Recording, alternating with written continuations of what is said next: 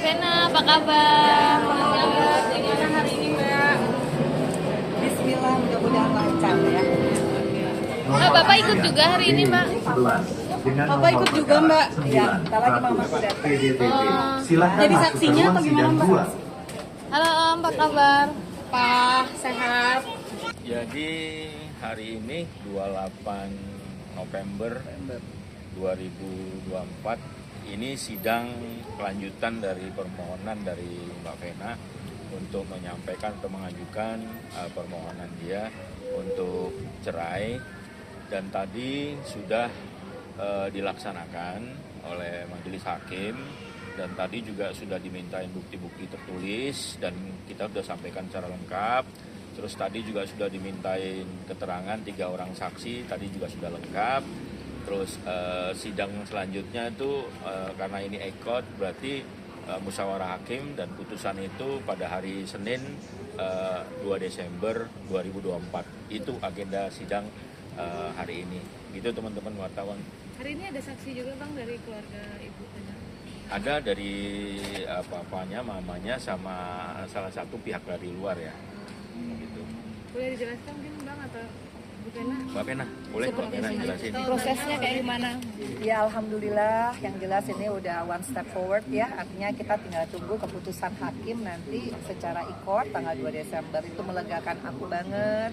Alhamdulillah, proses panjang hampir 2 tahun ya. Akhirnya sampai di ujung juga, jadi aku ada kepastian hukum untuk segera bercerai. Mbak, hari ini Mama hadir. Iya. Diwajibkan hadir untuk saksi apa gimana Mbak? Jadi kan diminta 2 orang saksi dari keluarga, Dan yaitu dari- mama dan papa. Satu lagi dari luar tuh driver aku yang udah kerja sampai 25 tahun ya Mah ya, Pak Sudi. Jadi 3 saksi ini yang menyatakan melihat, kemudian merasakan memang aku sama yang bersangkutan sudah tidak cocok, sudah hampir 2 tahun dengan kasus KDRT. Tadi hakim juga minta cerita dari aku secara singkat ya, karena sebenarnya semua udah tahu sih gitu. Ya alhamdulillah ini hakim dan juga tadi semuanya ya mendengarkan dengan baik. Mudah-mudahan keputusannya ini final dan udah selesai gitu. Aku senang banget hari ini. Makasih banget mama, papa, udah tua-tua masih aku repotin ya untuk urusan kayak gini. Mudah-mudahan ini jadi pembelajaran ya Maya. Lihat Mbak Vena Semoga seperti kedepannya kamu jauh lebih bahagia. Amin. Aja Amin. dilibatkan sebagai saksi mungkin Seperti apa sih? mengetahui kronologisnya ini. Ya, kalau masalah itu sudah lewat ya. Sekarang kita ke depan. Semoga doanya semua supaya Vena bisa nanti tanggal 2 Desember ya. Ya. Putus. Putus itu udah bersyukur. Asal bersyukur banget bahwa lepas jadi Vena udah bisa melanjutkan hidup dengan tenang. Dan saya sebagai mamanya selalu mendoakan. Itu aja. Tante, sedih tidak kemarin masih tersangkut persoalan ini yang berlarut-larut, Tante tidak kelar-kelar. Akhirnya kelar juga gitu Ya, Tante. semua kehidupan, setiap kita hidup pasti ada cobaan. Tapi selama kita benar, kita nggak perlu takut. Dan pasti akan mendapatkan selalu yang the best terakhirnya. Gitu. Tuhan tuh tidak pernah salah.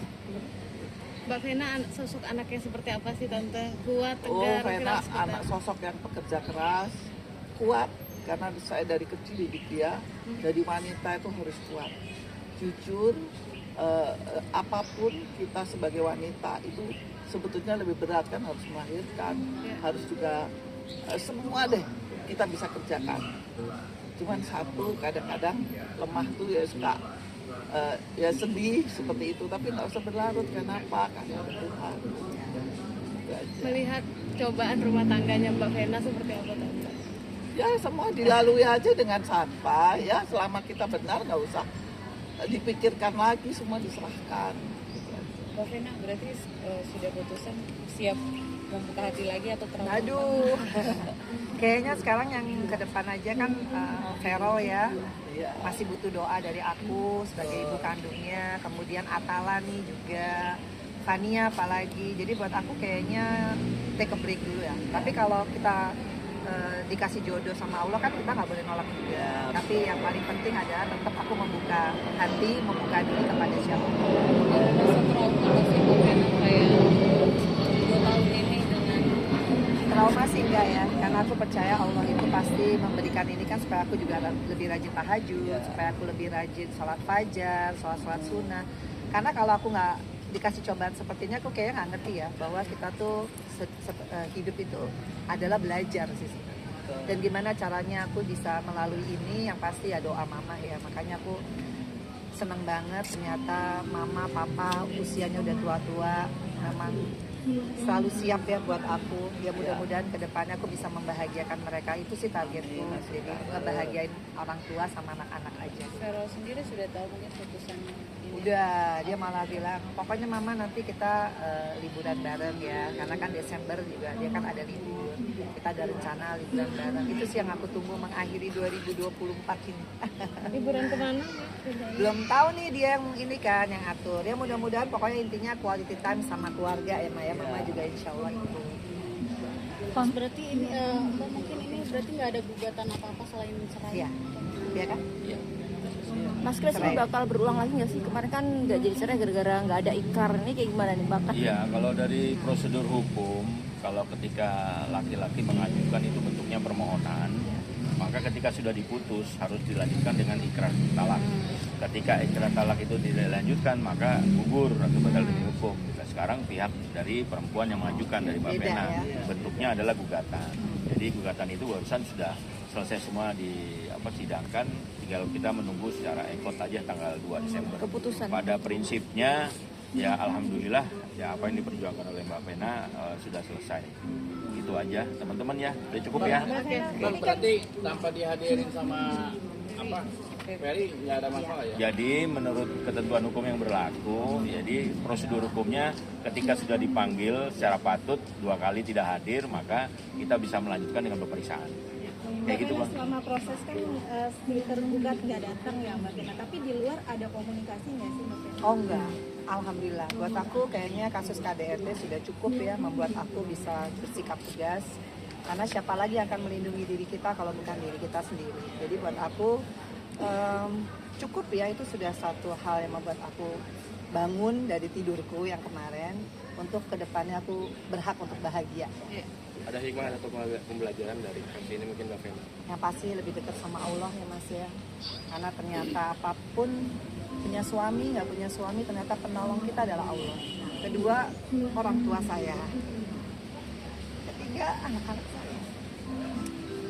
Jadi kayaknya semua udah dikasih sama Allah, orang tua yang baik, anak-anak yang soleh, soleha. Apalagi Vero sekarang luar biasa prestasinya. Kadang saya kalau mau tidur nggak berhenti bersyukur kepada Allah. Betapa saya punya kejadian yang mungkin memalukan anak-anak saya, tapi dia bisa membalikan paradigma itu dengan segala prestasi. Anak itu luar biasa. Itu udah dari Allah, udah bless.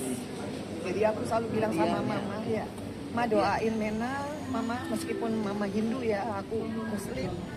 Tapi doa seorang ibu tuh mustajab. Buktinya aku selamat terus dari apapun di dunia ini yang aku mungkin karena kepolosan, tapi mama menyelamatkan aku dan juga anak-anakku. Jadi juga aku terima kasih banget sama kuasa hukumku Mas Randy, Mas Kris ya. Ini pembelajaran hukum juga nih buat perempuan bahwa nggak usah takut, speak up untuk KDRT, kita akan selamat dunia akhirat asalkan kita konsisten ya. Kita harus punya mental yang kuat. Itu aja sih dari aku.